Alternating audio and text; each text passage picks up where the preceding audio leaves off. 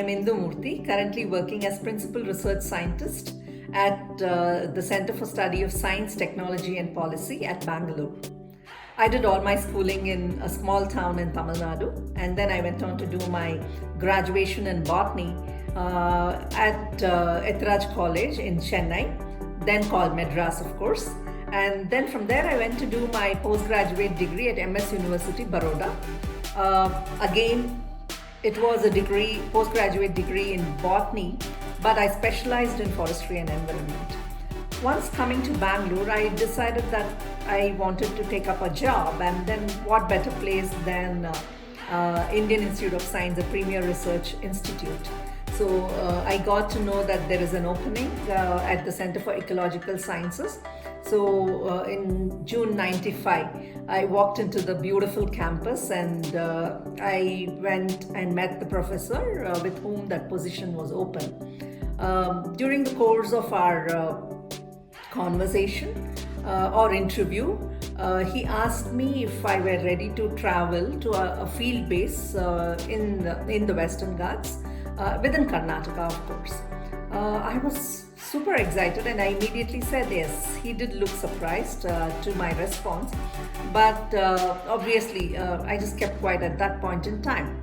But after a few years, during one of our travels, when we were generally kind of chatting, I asked him as to why he had looked surprised when I agreed to the travel, and he said, it was a surprise to him because almost everyone who had come for that position, when asked if they were ready to travel, they said they would either get back after a few days or they said they would go and check with their parents, and which is what surprised him. So, but then I said, Professor, the reason I could say that was, my parents never ever came in the way of my decisions, and then I've had my own choices, and they were okay with my choices, and they have given me that freedom. And growing with two brothers, and having not been subjected to any differentiation in the way I was brought up, so I think that kind of helped me to take my own decision on the travel, etc. And of course, it was actually pushing my limits because I was going out of my comfort zone, and I was away from home, which wasn't, of course, new to me because I had lived in a hostel. But I know I kind of had to take care of everything around me because I had to kind of make sure that I didn't fall sick, and also getting into the forest was not high risk because there's not a great wildlife. At least in the regions that we were working in, there weren't any big mammals, large mammals, so to say. But snakes was a common sight in these plots. But however, I really enjoyed, thanks to wonderful colleagues. Coming back to Bangalore, before I actually set out into the field, I had to go to the forest department to seek permission to work in the forests of Western Ghats. Now, interestingly, some of the officers out there actually discouraged me and said, why do you want to go into the forest? There are a whole lot of ticks there. They would bite you. They leave marks on your body. Ultimately, in a few months or a few years, you will have to get married. Why do you want to put yourself in such a spot, etc., they said. So I just kept quiet. I had a smile on my face, and then Bryce took my permission and went back. Thinking back, I think the reason I could do that was thanks to my mother, who had taught me never to kind of accept somebody else's judgment, or rather kind of prove people wrong by actually doing things that they thought you wouldn't do, rather than arguing about it.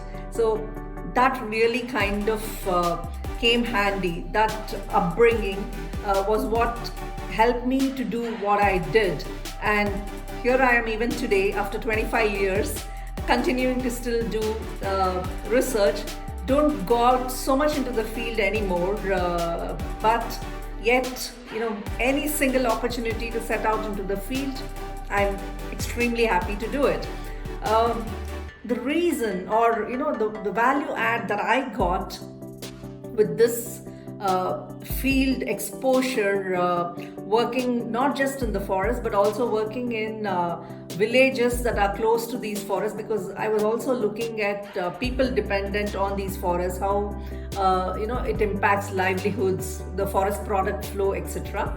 So that also gave me a whole lot of insights, made me a sensitive person, made me a much more humane person, because I actually saw the way people live in these different villages. And of course, the insights that I gained from field research is something I've been able to apply wonderfully into all the research that I have been doing over the years. So that gives a very different perspective compared to desk research. The biggest reward to me, as I see, was when I happened to kind of meet the very same officers who had advised me in all good intent to leave the job or work on a different project as trainees in a training program that is usually conducted for the forest officers, and I was there as a resource person to train them on climate change and forestry. A couple of them at different points in time, of course, they came up to me and they said that they felt very proud and they were extremely impressed that I was still doing what they thought I wouldn't do even for a week. And this was after 10-15 years into my career. So I think that was a very rewarding experience that I kind of hold very close to. One another opportunity in my career that kind of taught me a whole lot of things, personally as well as professionally, is a stint on citizen science that I was involved in between 2009 and 2012. Now this program was based out of SISHC, which is our field ecological research-based work, of course. But then the unique thing was we had bankers from HSBC coming and working with us or assisting us in the field research, ecological research, and our job was to involve them in the research, but at the same time get them to understand the connect between forestry and climate change, and then climate change and social well-being, the economics of climate change, etc. So this required me to be out in the field 2 weeks at a stretch. Amazing experience, because it kind of it again pushed me beyond my comfort zone, and secondly, it gave me an immense opportunity to kind of build awareness in a huge group of people, close to 500 or 600 bankers, who kind of some of them were not even aware of climate change actually being a big issue at that point in time.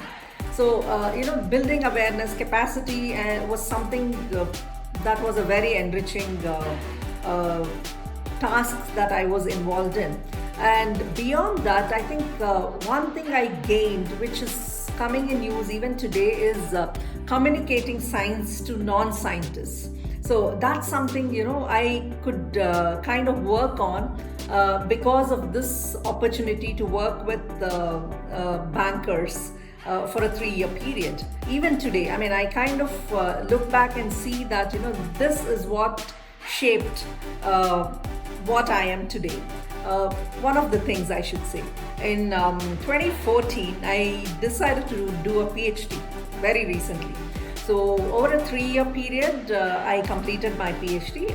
Again, a huge challenge, because I had some personal setbacks also at that time, but then nothing came in the way of me attaining my PhD in 2018. Studies After having a career for 20 years, that was, way too much. I kind of found it very hard to focus initially, but I think I overcame that, and I kind of managed to get what I had to get, my PhD degree in 2018.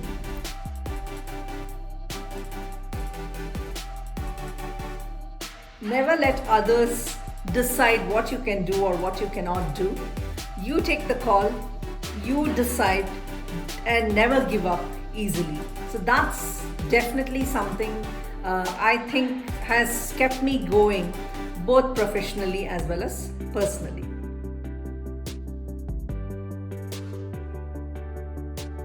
Yes, science, women in science, a whole lot of change over the years. So, if you look at women in science today,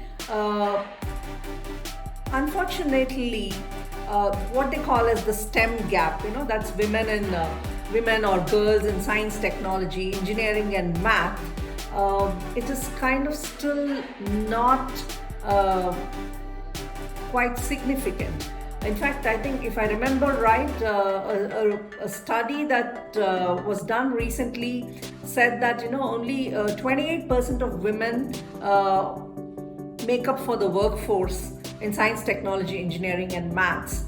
And obviously, men outnumber women in most STEM fields in colleges as well. Now, that's because of a whole lot of hurdles that women have had to face when they do a career in science, or when they have to take up a job, etc. But however, I should say that more and more women are kind of getting into positions where they lead teams. Like for example, the climate sustainability, environment and sustainability sector at CSTEP, that's my current organization, has all women leading teams under these different subsectors, be it adaptation, be it environment, or be it sustainability. And also there are a whole lot of girls choosing a career in wildlife ecology, which requires staying out in the forests, observing animal behavior, etc. Like for example, even large mammals like elephants. I personally know of girls and women who are actively involved in such kind of research, even within India.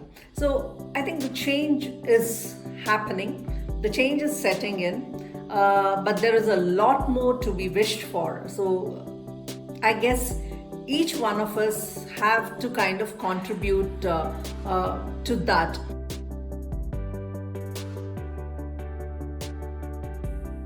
Finally, I would like to kind of leave you with my big learnings and a message, if I may call so, is that believe in yourself, let your work talk, and also forgetting your gender and concentrating on work with no expectations of a special treatment just because you're a girl or a woman.